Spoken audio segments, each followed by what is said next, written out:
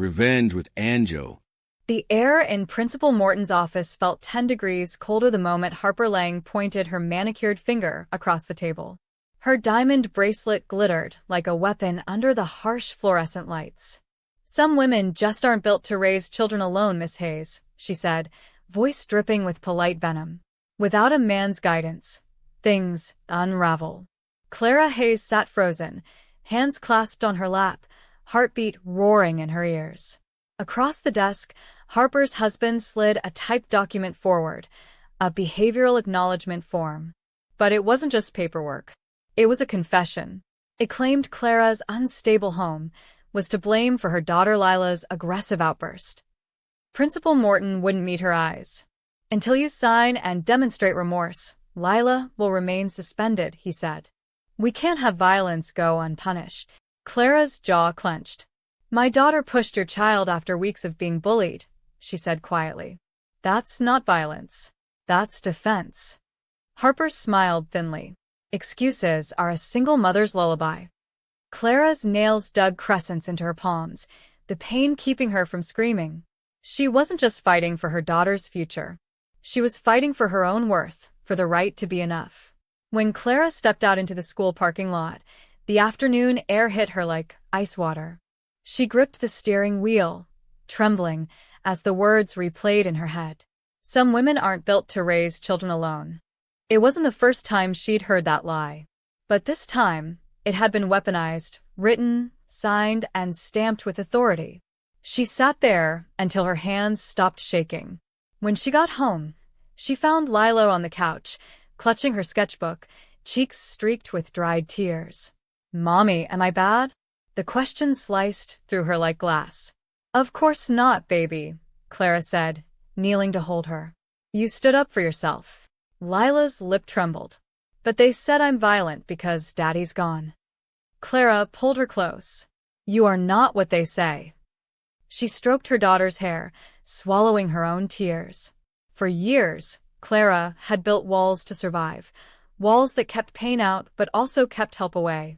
But as she held Lila, she realized something terrifying. Her pride had turned into isolation.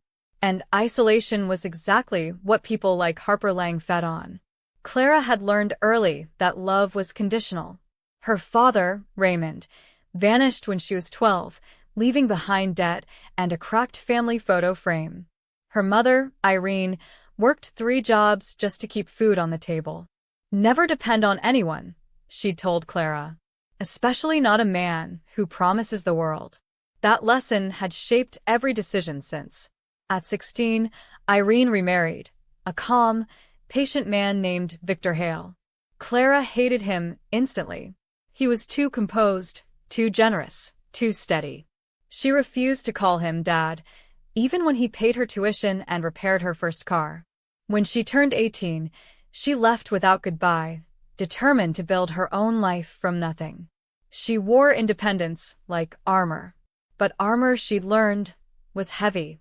Years later, when she met Daniel Ward, charming, ambitious, full of laughter, she mistook his attention for safety. Within a year, she was pregnant. By the 7th month, he was gone, too, leaving nothing but a text that said, "I need space." That was 10 years ago.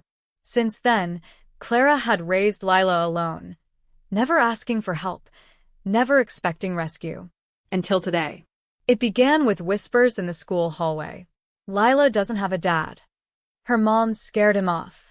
Cruel giggles followed her everywhere. Harper Lang's daughter, Kimberly, led the taunts. One afternoon, Lila came home with a ripped drawing, a watercolor butterfly she'd spent hours painting. Kimberly tore it, she sobbed.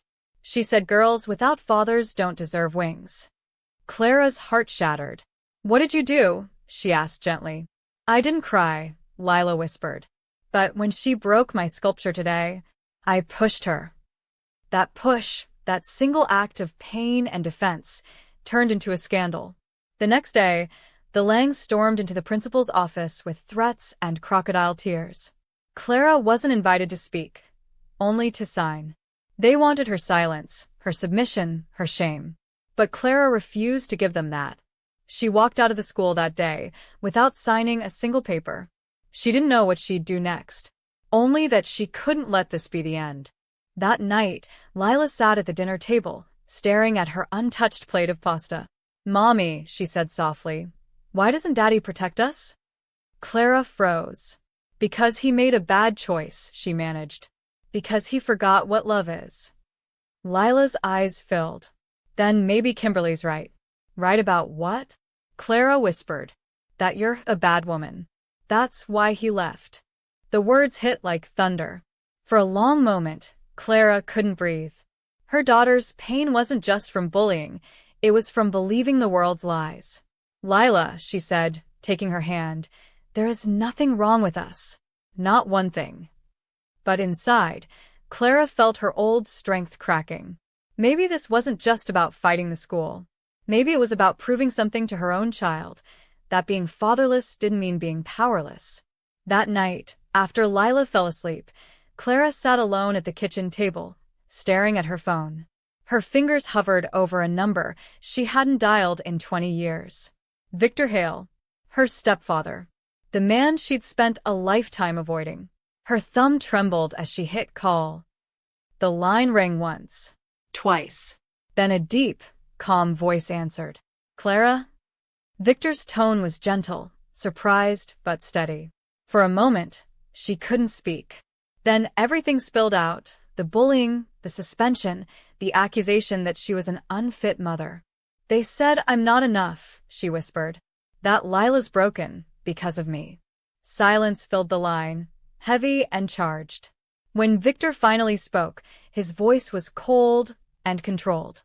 "Listen carefully," he said. "You are my daughter. Lila is my granddaughter. Those people have made a mistake they won't forget." "Victor, I'm not calling for money," she said quickly. "This isn't about money," he interrupted.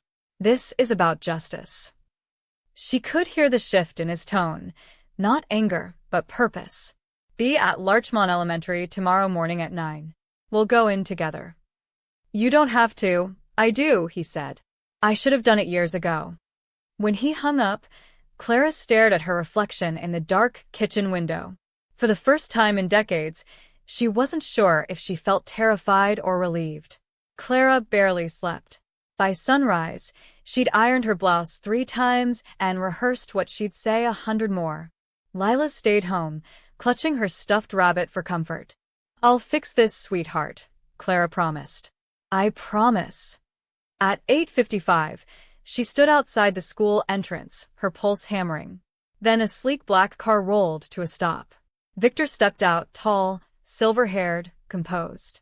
He looked exactly how she remembered, only stronger. He walked over, placed a firm hand on her shoulder, and said simply, "Ready?" Clara nodded, though her knees felt weak. They entered the building side by side. Teachers turned their heads as they passed. Principal Morton looked up from his desk and went pale. "Mr. Hale," he stammered. "I didn't realize that I'd show up?" Victor's voice was calm, almost courteous. "Yes. I tend to do that when my family is threatened." The room went silent except for the ticking clock. For the first time in years, Clara felt something unfamiliar: safety. The Langs were already seated, smug and confident. Harper crossed her legs and smiled faintly at Victor. "Mr. Hale, I assure you we're not here to create conflict. We only want accountability." Victor sat across from her, folding his hands. "Accountability," he repeated. "Excellent. Let's begin with yours." Harper's smile faltered. "Excuse me? Your daughter has spent weeks tormenting my granddaughter. Emotionally, verbally, and publicly," Victor said evenly. "You call that parenting?" Lloyd Lang frowned. "With all due respect, none taken," Victor interrupted smoothly. "You've taught your daughter cruelty and called it confidence. That ends today." Clara watched, breathless. Principal Morton shifted uncomfortably. "Mr. Hale, I'm sure we can handle this internally." "You'll handle it properly," Victor said. "Lila Hayes will be reinstated immediately. The Langs will apologize in writing. And this school will issue a public statement against bullying." Harper laughed softly.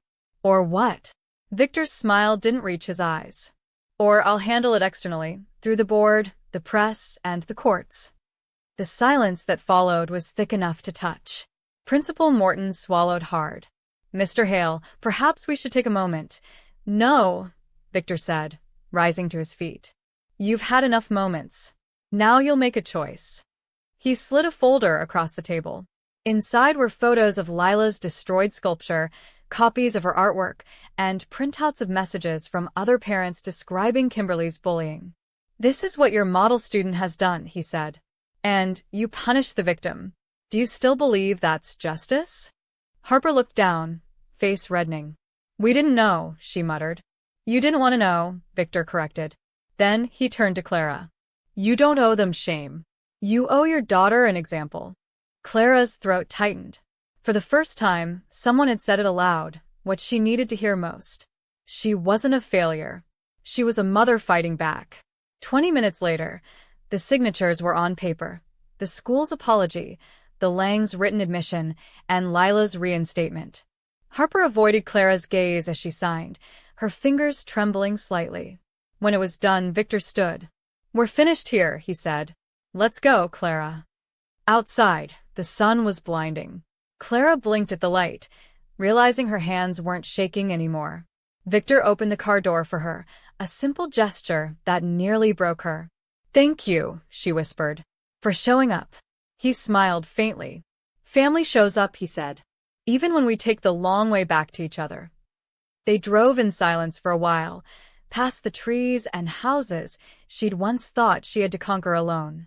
For the first time in years, Clara didn't feel invisible. She felt seen. And that, she realized, was the beginning of healing. When they reached Clara's small townhouse, Lila ran out onto the porch before the car even stopped. "Mom," she shouted, eyes wide. Clara knelt and caught her in her arms.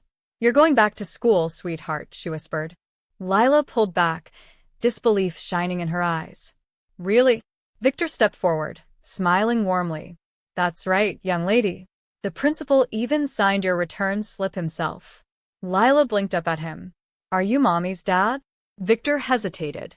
"Something like that," he said softly. "But you can call me Victor." Lila studied him for a long moment, then smiled. "Thank you for helping us." Victor's voice caught slightly as he said, "You're very welcome." In that moment, something unspoken passed between them, a beginning neither of them knew they needed. That evening, Clara cooked pasta and roasted vegetables, the same meal Lila had refused to eat the night before. The table felt warmer this time. Lila chattered about her art projects while Victor listened with quiet amusement. "Do you paint too, Mr. Victor?" she asked. "No," he chuckled, "but I build things. Maybe we can make an art table together." Clara's fork paused midair. "You still work with your hands?" He nodded. "Never stopped. Keeps me grounded." When dinner ended, Lila leaned against Victor's arm as he helped her clear the dishes. Watching them, Clara felt her chest tighten, not with fear, but with a fragile kind of hope. For years, she'd convinced herself she and Lila didn't need anyone. But maybe strength wasn't about standing alone. Maybe it was about knowing when to let someone in. After Lila went to bed, Clara found Victor standing on the porch, hands in his coat pockets. "I'm sorry it took me so long to call," she said quietly. He turned, eyes kind. "You had every reason not to." "No," she shook her head. "You tried. I pushed you away. I thought needing help meant weakness." He smiled faintly. "That's how your mother used to think too. Until the day she didn't." Clara looked down. "I was cruel to her sometimes for staying with you." "You were protecting her memory of your father," he said softly, "even when he didn't deserve it." Silence lingered between them, filled with the ghosts of years lost. Finally, Clara whispered, "Thank you for coming." Victor's reply was simple. "I promised your mother I would always look out for you. I meant it." By Monday morning, news of the meeting had spread like wildfire through the school. Whispers followed the Langs instead of Lila now. Parents exchanged quiet looks, teachers avoided gossip. Principal Morton released a formal statement condemning bullying, the same one Victor had drafted himself. When Lila walked into class that morning, the silence was heavy but different. Kimberly Lang stared down at her desk, cheeks flushed. At recess, she mumbled, "Sorry, without meeting Lila's eyes. Lila nodded and walked away. For the first time in months, she felt free. From her car, Clara watched through the fence as her daughter ran laughing with a group of classmates. The sound lifted something inside her that had been buried too long, joy without fear. That afternoon, Victor insisted they meet at a nearby cafe. "You need to stop drinking instant coffee," he joked as they sat down. Clara laughed, genuinely this time. "You still take yours black, don't you?" "Old habits," he said. His expression softened. "How's Lila doing?" "Better. She drew you in her sketchbook." "Oh." He smiled. "What did I look like?" "A superhero," Clara said, eyes bright. "Cape and all." Victor laughed so hard the barista glanced over. "Then I guess I can't let her down." When the laughter faded, Clara asked, "Why did you come back today, Victor?" "You didn't have to." He looked at her for a long time. "Because family doesn't expire. You just forgot you still had one." That night, Clara found a letter tucked inside one of her mother's old cookbooks. It was addressed to her in Irene's neat handwriting. "If you ever find yourself alone again, remember Victor never stopped caring for you. He wanted to give you space because you needed to build your own wings. But even birds come home when they're tired." Clara pressed the letter to her chest and cried quietly, not from sadness, but release. The woman who had raised her alone had always known she would need help someday. And she'd made sure that help would come from the man Clara once refused to call family. 2 weeks later, Victor visited Lila's school for career day. The children gathered around, wide-eyed, as he talked about architecture and design. Lila sat in the front row, beaming with pride. "He's my grandpa," she told anyone who'd listen. Afterward, a few teachers approached Clara. "Your daughter's amazing," one said. "And Mr. Hale, what a gentleman." Clara smiled politely, but her heart ached with gratitude. For once, she wasn't the single mom. She was just a mother. A good one. When Victor returned to her car, he said quietly, "You should have seen her face when she said your name." Clara blinked back tears. "I did," she whispered. That weekend, Victor invited them both to his home, a beautiful old house on the edge of the city, full of books and soft jazz. Lila explored every corner like a small detective. "It smells like Grandma," she said suddenly, inhaling the faint trace of Irene's old perfume still lingering on a cushion. Victor smiled sadly. She loved this place. As they ate, Lila asked, "Did Grandma ever see my mom when she was little?" "Every single day," he replied. She used to say Clara was her reason to keep fighting. Clara looked down at her plate, her throat tight. For the first time, she allowed herself to imagine what forgiveness might feel like. After dinner, Victor handed Clara an envelope.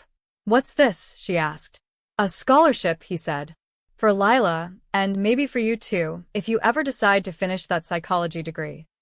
Clara frowned. "I can't accept." "You can," he interrupted gently. "This isn't charity. It's legacy." "Victor, Clara," he said, "you've carried everything alone for too long. Let me carry something with you now." She nodded slowly, eyes glistening. "Maybe I can learn to let people help me." He smiled. "That's the strongest thing you can do." A week later, Clara received a letter from Harper Lang. The handwriting was tight, almost shaky. "I misjudged you," it read. "You've shown more dignity than I ever could have." There was no warmth in the words, but there was surrender. Clara folded the letter neatly and set it aside. Lila asked what it said. "It says some people finally learned their lesson," she replied. "About kindness? About underestimating the wrong woman."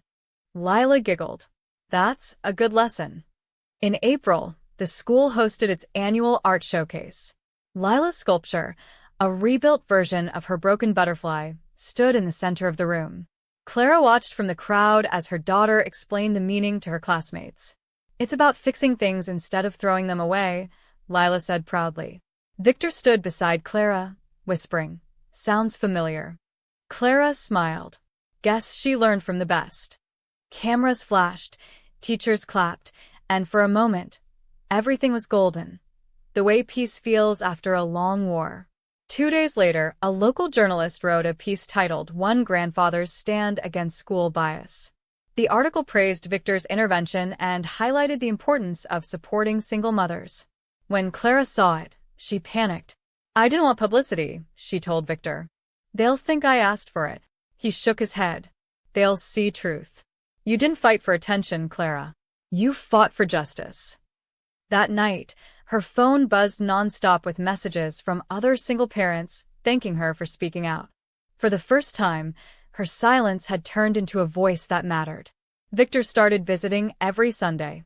He and Lila built a small garden in Clara's backyard. Tomatoes, basil, a row of sunflowers. "Grandpa says plants need attention like people do," Lila announced one afternoon. Clara smiled. "He's right." When Lila ran off to water her plants, Victor leaned on his shovel. "She reminds me of you," he said. "Stubborn. Brave." "You mean difficult," Clara teased. He chuckled. "Only when you're right." The garden became their ritual, proof that broken things could grow again. In late May, a thunderstorm knocked out power across the neighborhood. Clara and Lila lit candles while Victor arrived with flashlights and soup. They sat together on the couch, listening to the rain pound the windows. "You ever think about leaving Baltimore?" Victor asked. "Sometimes," Clara said. "But every time I imagine it, I see Lila's face. She's my home." He nodded. "You've done well, Clara. Better than most with twice the help." She looked at him through the candlelight. "I didn't do it alone anymore," she whispered.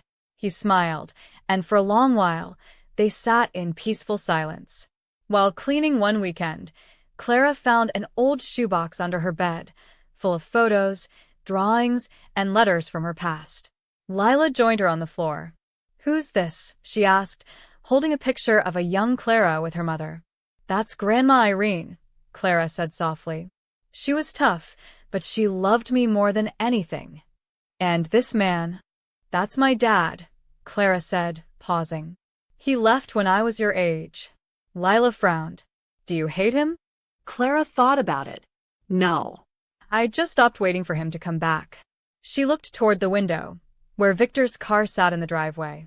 And maybe that's how the right person finally found their way in. That night, Clara sat at her desk and began to write a letter. Not to anyone else, but to herself. "You were never broken. You were just tired of surviving without kindness.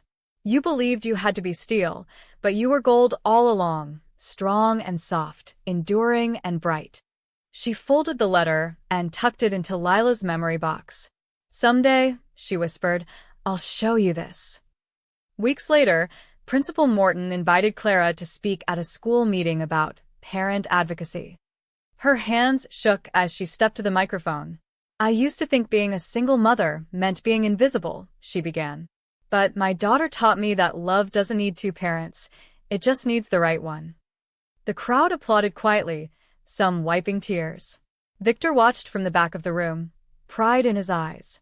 When she finished, he whispered to the teacher beside him, "She's stronger than she'll ever admit." One evening, Clara received an unexpected email. "Daniel Ward, Lila's father. I heard about what happened. I'd like to see my daughter." She stared at the screen for a long time. Then she typed, "Lila has a family who loves her. That's enough." And hit send. There was no anger, no revenge. Just closure. Lila turned 11 that summer. The backyard filled with balloons, laughter, and the smell of grilled corn. Victor gave her a wooden easel with her initials carved on it. "You made this," she gasped. "With your mom's help," he said. Clara smiled. "Now you can paint the whole world if you want to." Lila threw her arms around them both. "You're the best team ever." And in that moment, Clara realized they were. After the party, Victor handed Clara a small velvet box. Inside was a gold locket shaped like a heart. "It was your mother's," he said. "She wanted you to have it when you forgave yourself." Clara ran her fingers over it, tears spilling. "She always knew too much," she whispered. "She did," he said gently. "But so do you now." That autumn, Clara accepted a part-time job at the community center as a mentor for single mothers. She helped others navigate what she'd once faced alone: forms, schools, custody, courage. Victor funded an after-school art program in Lila's name. Every Thursday, the three of them walked home together under the same golden streetlights that had once felt so lonely. Now they felt like home. Months later, a neatly wrapped package arrived at Clara's door. Inside was a framed photo of Lila's art exhibit, signed by Kimberly Lang herself. A small note read, "Thank you for teaching my mother and me what real strength looks like." Clara smiled, setting it on the mantel. The world, it seemed, could change one act of courage a day. Time. Years passed quickly. On Lila's high school graduation day, she wore a white gown and a nervous smile. Victor straightened her sash. "You've made us proud," he said. "You mean everything to us." Lila hugged them both tightly. "You too are my heroes." Clara looked at Victor, older now, but still strong, and whispered, "You kept your promise." He smiled softly. "And you kept yours. You raised her with love." When Victor fell ill a few years later, Clara sat by his bedside, holding his hand. "You gave me back my family," she whispered. "You were always family," he said weakly. "Don't let fear build walls again." She nodded through tears. His final words were simple. "Tell Lila I'm proud." When he was gone, the house felt emptier, but Clara knew he hadn't really left. His love had rooted itself in both of them, like the sunflowers still growing in their backyard. Years later, Lila opened her first art studio downtown. The sign above the door read Hale and Hayes Studio, where broken things grow. On opening day, she placed her mother's old letter in a glass frame by the entrance. "You were never broken. You were gold all along." Clara stood behind her, tears shining, hand on her daughter's shoulder. "He'd be so proud," she whispered. Lila smiled. So would Grandma. Outside, the evening light spilled across the window, turning the sign into gold. It was more than a story of justice. It was a story of family, the kind that's built, not born, and strong enough to last a lifetime. If you value stories of respect, dignity, and justice, please subscribe. It means more than you know, and it lets me keep sharing the lessons life has carved into me.